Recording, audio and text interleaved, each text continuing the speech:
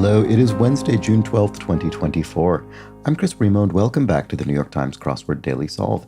It's a Wednesday crossword today, so midweek, mid-difficulty crossword, and I know I just said this yesterday, I'm very sorry, but I'm very short on time today. I've just had a very sort of busy morning, and I'm running out of time to get this crossword recorded, so let's get on with it. It's a Wednesday crossword has been brought to us by Henrik Koskinen, Josh Lucas, and, as always, the indomitable Showmaster and the incorrigible Sheeler Beeler.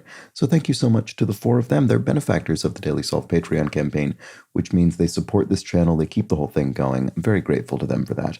Thank you to those four and to everybody who's a patron of the Daily Solve Patreon campaign. And if you'd like to be one yourself, you can head over to patreon.com/dailysolve or click the description field link where you'll find all of the bonus videos available to all patrons. And for benefactors, the Let's Check the Crosses official mug. Thanks again to everybody who helps out in that way. Thanks as well if you subscribe to the channel on YouTube, and there's also that Daily Solve Discord chat server you can join. There's a link in the description field. All right, let's get on to today's crossword by Simeon Siegel, who's constructed around a dozen puzzles for the New York Times. It was edited once again by Joel Faliano. There will be a theme. Let's find out what it is, and let's start solving. All right, okay, we're confronted with the theme immediately. I don't yet know its meaning. Oh, and it looks like this is a somewhat squat puzzle. It looks like it's wider than it is tall. It's 16 wide and only 14 tall. Yeah, okay, interesting. So anyway, I assume there's a reason that needs to be the case to fit some things in. Popcorn, ? I don't know yet what that is. Home planet of a classic TV alien. Strangely, I think I might remember this. I think it might be Orc, which might be where Mork is from Mork and Mindy. It's one of those shows I don't even know if I've ever seen an episode of it, but I'm sort of aware of its existence. It starred Robin Williams as the alien. Let's see, all prefix, omni. So if you're omnipresent, you're present everywhere. Demos for democracy, e.g. the root word. There we go. I think that's what we're looking for there. It's the root word of democracy, meaning the sort of people. Distance running powerhouse. Oh, distance running powerhouse. I see. So Kenya, a country from which many successful distance runners originate. And then stooge with the catchphrase, oh, wise guy, eh? So that's Mo of the Three Stooges, Larry, Moe, and Curly. Okay, balderdash is nonsense. Straightforward enough. Pen could be a sty, as in a pig pen, a pig sty. I think that's probably right. They're often held in the fetal position. They're often held. Your knees, maybe, if I imagine someone sort of curled up in a fetal position, they could be clutching their knees with their arms. Symbol on the Nikkei 225. So this would be a stock market, I assume. Well, not a stock market, sorry, a stock market index. So this is presumably the 225 largest sort of market capitalized companies on the Nikkei stock market.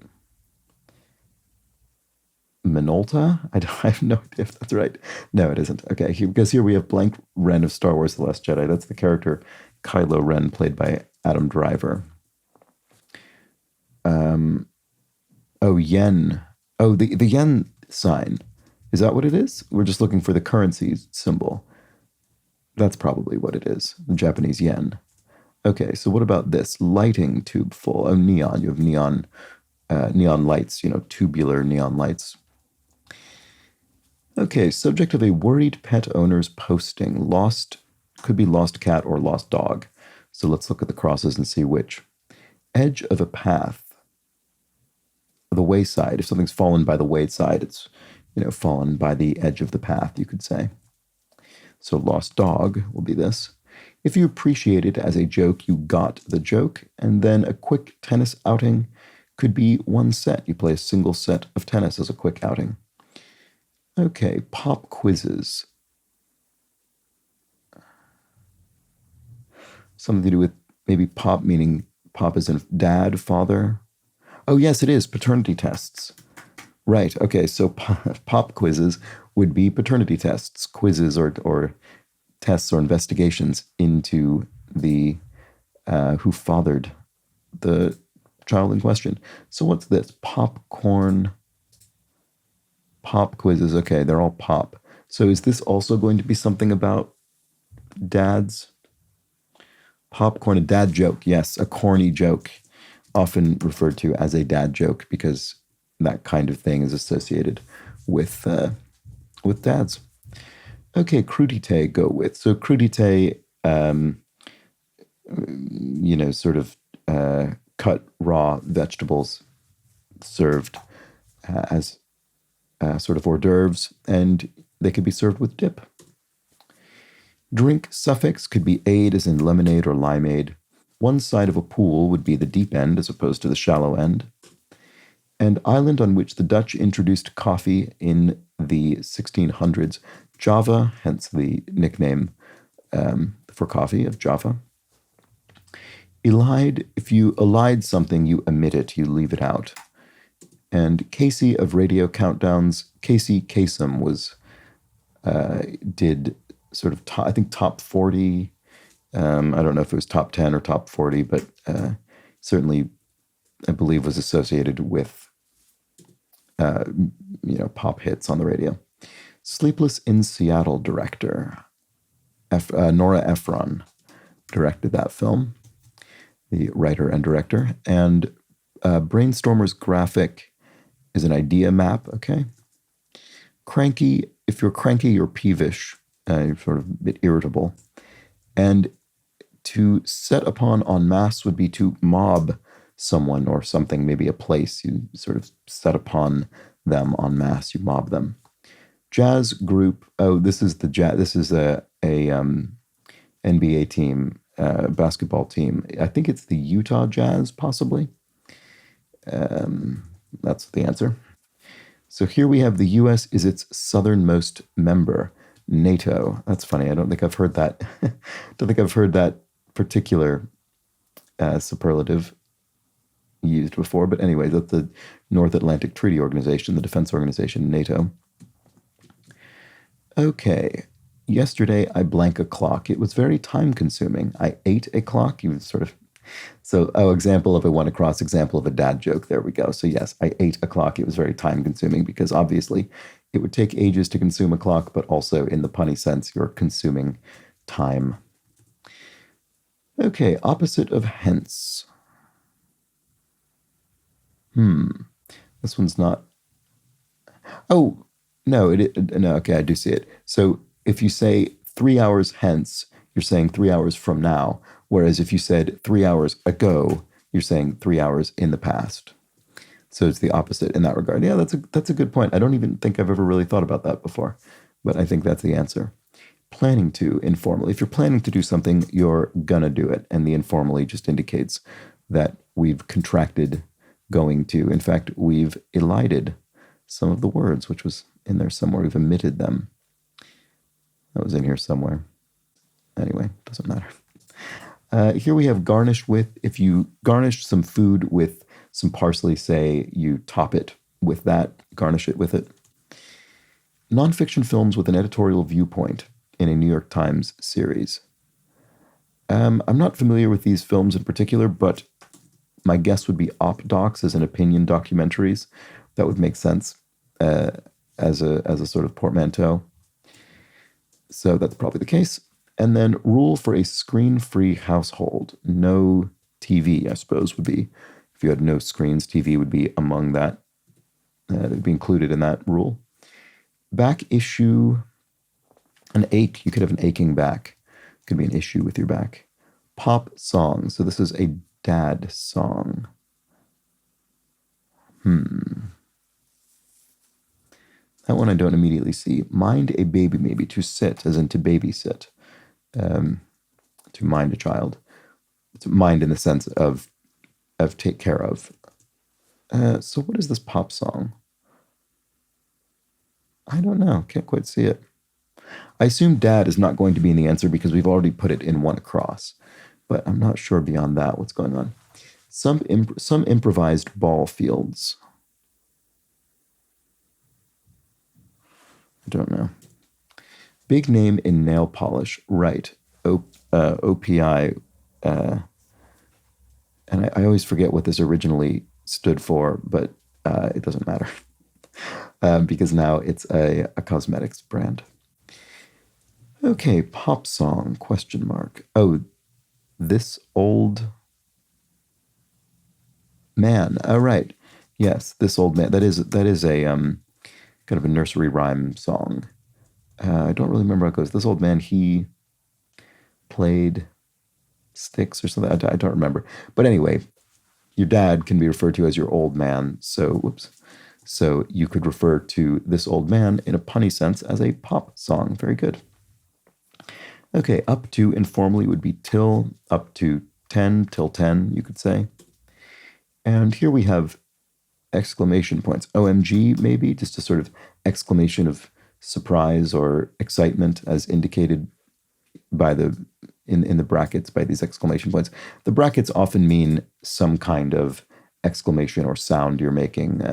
In this case, it's just indicating that obviously these exclamation points, this isn't verbal, it's sort of symbolically representing a kind of emotion.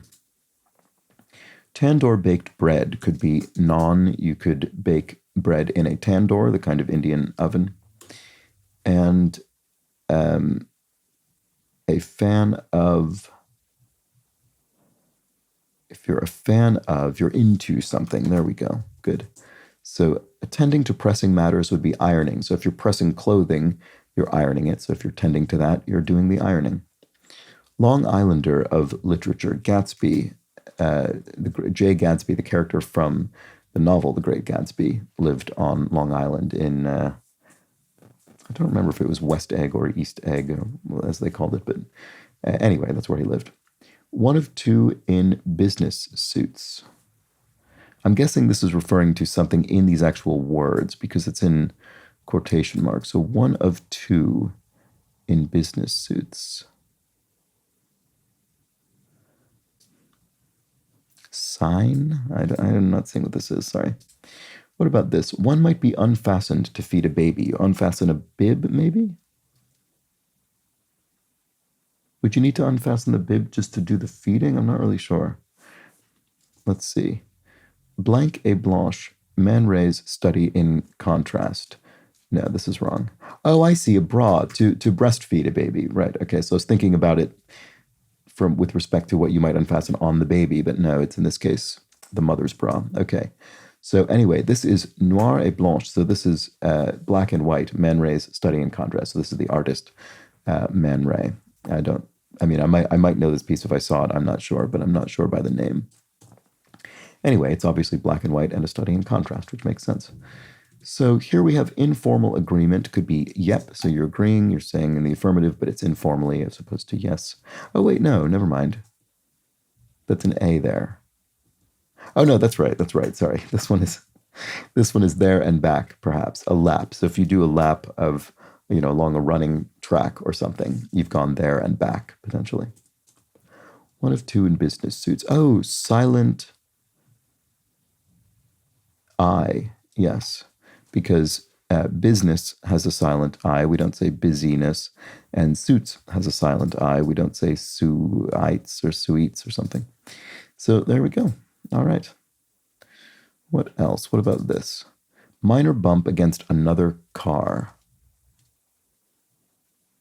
Oh, a love tap. I think I've seen that used in this context before. I don't really know why that is called that, but I think that's probably the answer. Some improvised ball fields. Sandlots. Okay. I think I only recognize this as the answer because there was a film called The Sandlot that I don't even know if I've ever seen, but I think it referred to the improvised baseball field that the characters used. So that must be, maybe that's used more broadly in that context. Small scratch could be a nick. So you sort of, slightly dent or scratch something, you nick it. And Snoopy Group for short could be the CIA. So Snoopy in the sense of not Snoopy the dog from the comic strip Peanuts, but rather Snoops as in people who snoop and spy around, who might be employed as CIA agents. Here we have LX divided by XX. So what's going on here? We have 60 divided by 20 is 3. Okay, I see. Okay, yeah, this is it's all Roman numerals, and it does it does add up. It doesn't add up, I suppose, but it pencils out. It sort of divides cleanly. So 60 divided by 20 is 3, and we spell Roman numeral 3, which is 3 I's. Okay, children's TV informally. Kidvid, maybe? I don't actually know if that's a phrase, but it rhymes, so it might be. Not sure. What about this? Divorcee in 1990s New York tabloids. Oh, Ivana Trump, maybe? Is that... I always forget the order of Donald Trump's various spouses. I'm not sure if this is right. I think it might be. Let's look at this and see. Pop wisdom. Oh, some kind of advice, fatherly advice. There we go. So we're following the trend of sort of dad-related theme answers. There we go. On the rocks. If a drink is on the rocks, it's iced. It's on ice. And supermodel Delavigne. This is not, unfortunately, ring a bell for me. Not sure. Opening is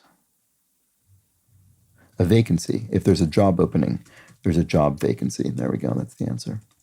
This does look like Kidvid, doesn't it? I'm pretty sure that's the answer. Obstacle to change is inertia. So, right, objects in motion will tend to stay in motion, and objects at rest will tend to stay at rest. So, inertia is that obstacle to changing the state of something. Cara Delevingne. This doesn't really ring a bell to me, but can't think of what other name it would be, so I think it's probably that. Pop art, Dadaism, it looks like. So, I see. Because Dada is a childish phrase for dad or father, and Dadaism was an art movement in a way. So Dada art, that particular sort of period of nonsensical art. And then here we have prefix with gender. We have cis as in cisgender. And then here we have Thanksgiving serving as yams, which might be served in a Thanksgiving dinner. All right. So place for swimming lessons in brief could be the YMCA, maybe? Sort of recreational center where you might take swimming lessons. That's probably the case. Let's look at the crosses. I won't list them all, abbreviation, etc. So, yeah, okay. So YMCA is looking pretty good. And then major employer in Maryland whose employee count is classified for short must be the NSA, the National Security Agency. That would make sense, I suppose. Elizabeth with millions of made-up customers. Oh, Elizabeth Arden, so made up in the sense of having makeup used on them, in the sense of cosmetic products. So Elizabeth Arden Cosmetics company. And then misbehaves is does bad or goes bad or something like that. It's probably one of those. Certainly will. If you certainly will do something, you shall do it. And found, maybe this is wrong actually. Found. Oh, located? Yes, okay. If you found something, you located it, that looks good. So, acts bad. Okay, okay, there we go. So that's right, misbehaves. And then old French coin, a sou, not one sort of little tiny bit of money, in this case, an old French coin. Spot for a pile of finished work. Spot for a pile of finished work. Out tray. Okay. So I did not, I think by the time I entered the world of work, this was no longer really in fashion, but I've certainly seen them in films, the kind of in tray and out tray in which documents would be placed to be taken care of and then distributed. Okay, how contest winners might be chosen. At random. There we go. And newspaper editor Ben Bradley, who I think, Ben Bradley, was he the Boston?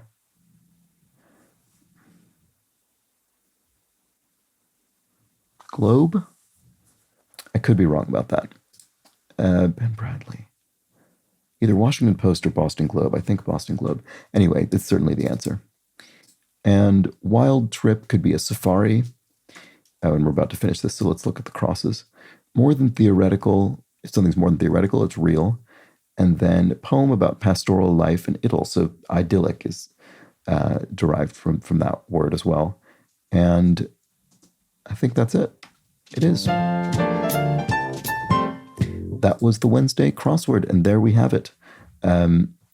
Sorry for slightly rushing that one. It was just a necessity today. Let's quickly look at our theme, which was signaled via italics, which is frequently used to signal theme clues, but hasn't been recently, I don't think. So let's take a look at these. We had popcorn, a dad joke. Pop quizzes, paternity tests. That's very clever. Pop song, this old man. I mean, these are all pretty good. Pop wisdom is fatherly advice. And finally, pop art might be Dadaism. And there we go. Oh, and I suppose it's almost Father's Day.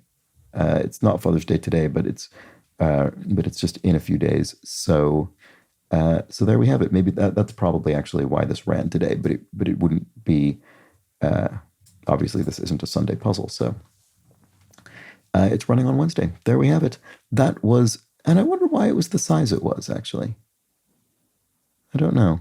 It must have just been the way the grid needed to work out to sort of fit all of these various long paternity tests and fatherly advice. Must have just needed that, and so for some reason.